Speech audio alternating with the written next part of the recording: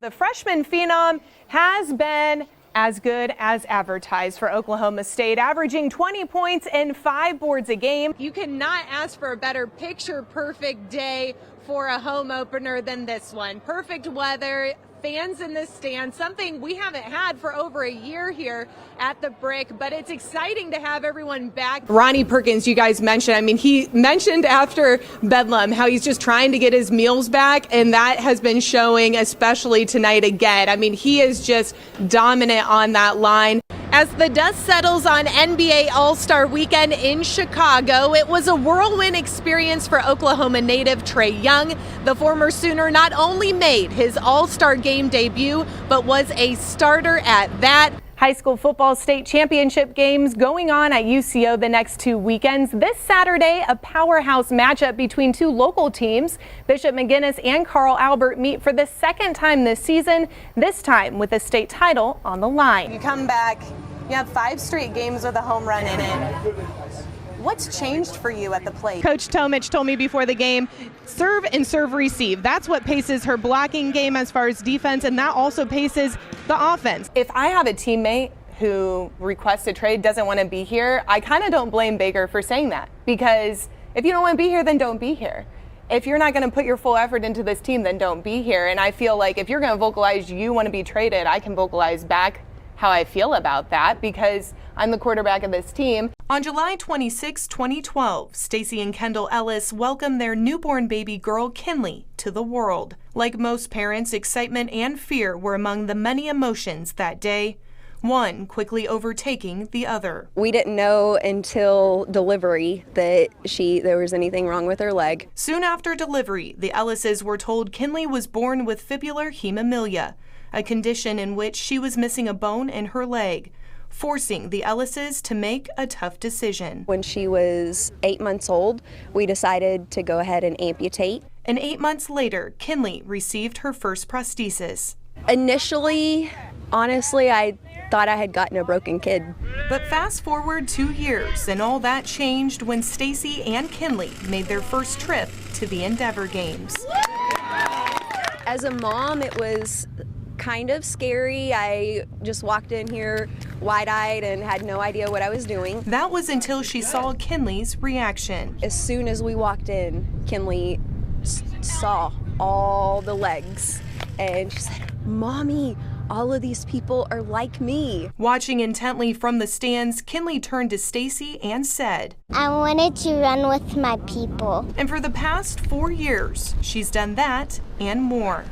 Kinley competes in the long jump, discus, and 4 running events, gaining joy and confidence every time she steps onto the track. It makes me feel happy because you can be an overcomer. And Stacy's initial thoughts of fear and worry have completely disappeared. Since we have gotten involved in more amputee communities, I am seeing how blessed she is. She's not broken, she's blessed to have such an awesome platform to use. While the Ellises have found support and a sense of family through the Endeavor Games, for Kinley, her goal is simple. That I can do it.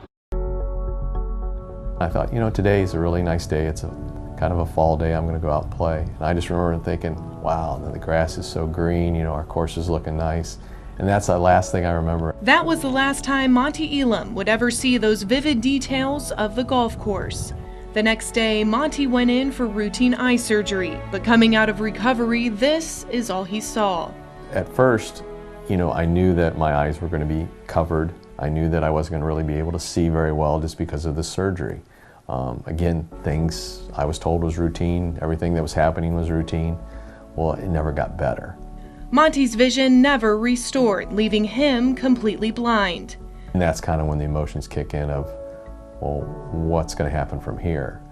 And then you realize, well, this may be permanent. With this, Monty had to step away from Blackberry Patch, the course in Michigan he owned and operated.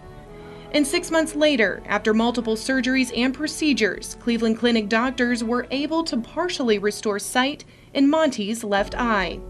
This is what he sees now. As far as day-to-day living, it was a big adjustment. And you don't think about it till it actually happens. From just walking down the hallway, preparing food, getting dressed. I mean, just everything you take for granted on everyday life, you know, it changes. At first, Monty was told he wouldn't be able to golf or work at a course again, but he didn't let that stop him. I was very upset. I mean, I didn't know what I was going to do with my life because I had been in the golf business for a long time and really loved it. But as time went on, I realized, you know, I can do it. You know, just move forward with it, and that's what I've done. Adjusting to his new normal, Monty not only got a job working at Whiteford Valley Golf Club, but he also got back to playing the game he loves. But it hasn't been easy. Very frustrating. Very frustrating. That was probably the most frustrating thing because obviously I went from a level of being able to play competitively to a level where I'm kind of just hoping to hit the ball. Although often frustrated, Monty is not defeated. His experience has propelled him to be a beacon of hope for others, proving there are options other than quitting on life. Never give up. I mean, that's a cliche, but never give up. And I never thought about giving up. So, I mean, I didn't look at it as a disability, and I just kept moving forward. Now, Monty also works with golfers who have disabilities, and that work is being recognized by the PGA. He will fly out to Palm Springs next week to receive the Deacon Palmer Award.